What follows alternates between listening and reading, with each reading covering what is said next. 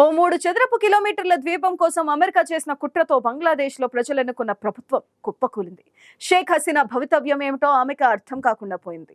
ఏదో రకంగా Saint Martin ద్వీపం హస్తగతం చేసుకోవాలనుకున్న అమెరికా ప్లాన్ అనుకున్నట్టుగా సాగలేదు.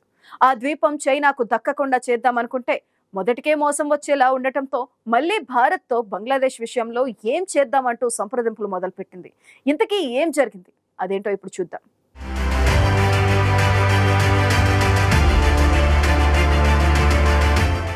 కేవలం ఓ 3 చదరపు కిలోమీటర్ల విస్తీర్ణముండే సెయింట్ మార్టిన్ ద్వీపం కోసం అమెరికా పన్నిన కుట్ర కారణంగా బంగ్లాదేశ్లో ఎడతెగని అల్లర్లు జరిగాయి. 1000 మందికి పైగా చనిపోయారు.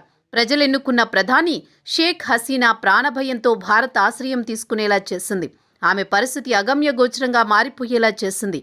బంగ్లాదేశ్లో చెలరేగిన నిరసనలు ఒక్కసారిగా తీవ్ర రూపం దాల్చడంతో దేశం అల్లకల్లోలంగా మారింది. ఈ అల్లర్లతో ఒక్క వారంలోనే ప్రధాని షేక్ హసీనా రాజీనామా చేసి దేశం విడిచి వెళ్లడం, నిరసనకారులు రెచ్చిపోయి షాపులు, బంగ్లాలు తగలబెట్టడం వరుసగా జరిగిపోయాయి. ఆర్మీ దేశాన్ని హస్తగతం చేసుకోవడం, మధ్యంతర ప్రభుత్వ ఏర్పాటు, సుప్రీంకోర్టు ప్రధాన న్యాయమూర్తి రాజీనామా చేయడం ఇలాంటి ఎన్నో పరిస్థితులు వెలుగు చూశాయి. చివరకు తాత్కాలిక ప్రధానిగా కేర్ టేకర్ ప్రభుత్వాధినేతగా యూనస్ ఎన్నికయ్యారు.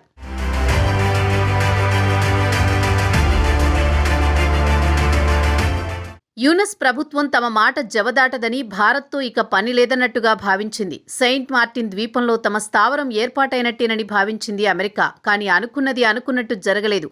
ఎక్కడో లెక్క తప్పింది. బంగ్లా ప్రభుత్వం ఆ దిశగా ఆలోచనలు చేయడం లేదు. అంత తేలికగా చైనాతో తెగతింపులు చేసుకుని అమెరికాకు సహకరించాలని అనుకోవడం లేదు. దాంతో అమెరికాకు షాక్ తగిలినట్టయింది. వెంటనే వ్యూహం మార్చింది. భారత్ తమ ఆప్తమిత్రుడిగా మరోసారి ప్రకటన చేస్తూ బంగ్లాదేశ్ విషయం ఏం చేద్దామని మోదీకి బైడెన్ ఫోన్ చేసి సంప్రదించేలా చేసింది.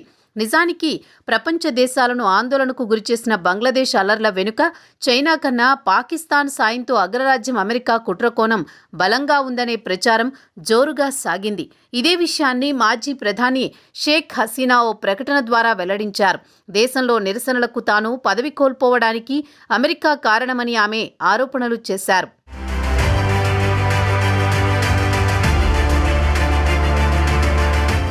బంగ్లా వదిలి వెళ్లే ముందు దేశ ప్రజల్ని ఉద్దేశించి మాజీ ప్రధాని హసీనా మాట్లాడాలని అనుకున్నప్పటికీ అక్కడ సైన్యం అందుకు అనుమతించలేదు. వీటన్నింటికీ అమెరికాకు సెయింట్ మార్టిన్స్ ద్వీపాన్ని ఇవ్వకపోవడమే కారణమని ఆమె ఆరోపించారు. బంగాళాఖాతంలోని ఈశాన్య భాగంలో ఉంది ఈ సెయింట్ మార్టిన్ ద్వీపం.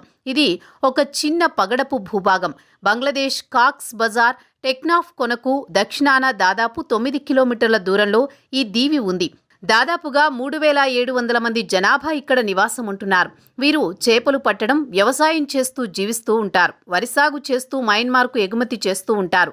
18వ శతాబ్దంలో ఈ ద్వీపంలో అరబ్ వర్తకులు స్థిరపడి దీనికి జజీరా అనే పేరు పెట్టారు. స్థానికులు నారికేల్ జింజీరా లేదా కొబ్బరి ద్వీపం అని కూడా పిలుస్తారు. తర్వాత 1900లో ఈ ద్వీపాన్ని ఇంగ్లాండ్ వాళ్ళు బ్రిటిష్ ఇండియాలో భాగం చేసుకున్నారు.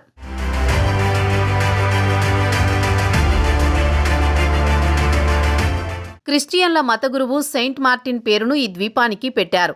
1947లో భారత్ విడిపోయిన తర్వాత ఇది తూర్పు పాకిస్తాన్లో భాగమైంది. 1971 తర్వాత బంగ్లాదేశ్కు దక్కింది.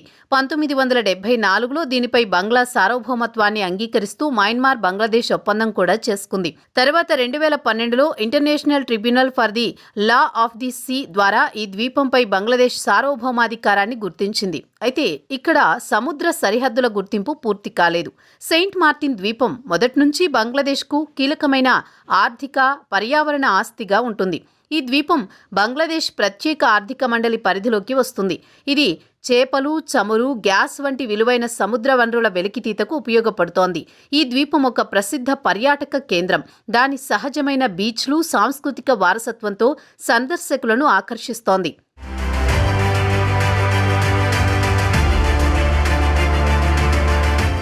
దీనిని బంగ్లాదేశ్ అంత తేలికగా చైనాకు గాని అమెరికాకు గాని అప్పజెప్పాలని యూనస్ అనుకోవడం లేదు. ఇలా జరుగుతుందని అమెరికా ఊహించలేదు. పైగా హసీనా ఆరోపణలతో మార్టిన్ ద్వీపం ప్రపంచవ్యాప్తంగా ఓ హాట్ టాపిక్గా మారింది.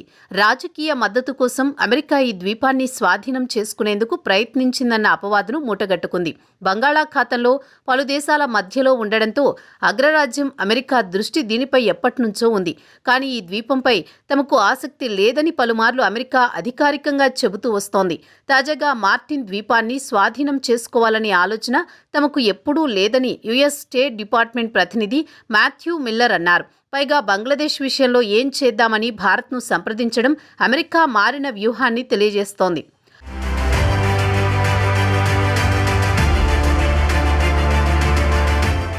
అయితే ఇప్పటికే బంగ్లాదేశ్ను తమ డెప్ట్ ట్రాప్లో బిగించిన డ్రాగన్ కంట్రీ చైనా ఈ దీవికి సమీపంలో కాక్స్ బజార్ పోర్టును నిర్మిస్తోంది. ఇది అమెరికాకు కంటగింపుగా మారిందనడంలో సందేహం లేదు.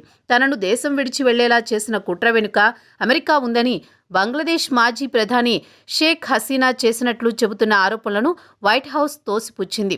బంగ్లాదేశ్ మాజీ ప్రధాని షేక్ హసీనాను పదవి నుంచి దించడంలో మా పాత్రేమీ లేదు. భవిష్యత్తు ప్రభుత్వంపై బంగ్లాదేశ్ ప్రజలే నిర్ణయం తీసుకోవాలి. అక్కడి పరిణామాలను గమనిస్తూ ఉంటామంటూ ప్రకటన చేసింది అమెరికా.